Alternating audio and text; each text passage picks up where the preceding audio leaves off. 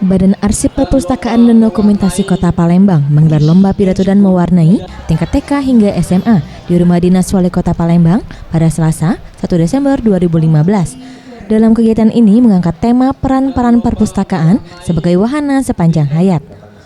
Menurut Wali Kota Palembang, Harno Joyo, mengatakan kegiatan ini dilakukan untuk melihat kemampuan apa saja yang dimiliki oleh anak-anak agar tidak menimbulkan kemalasan, dan diharapkan kegiatan ini dapat memicu anak-anak lebih berkreativitas.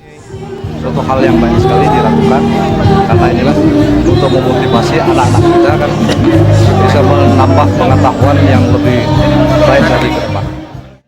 Sementara itu, Hanfiah, Kepala Badan Arsip Perpustakaan dan Dokumentasi, dengan diadakan kegiatan lomba mewarnai dan pidato, membuat anak-anak lebih gemar membaca. Jendelanya dunia, dan ini menjadikan perpustakaan adalah pintunya dunia, karena perpustakaan selalu dapat menambah wawasan dan pengetahuan kita.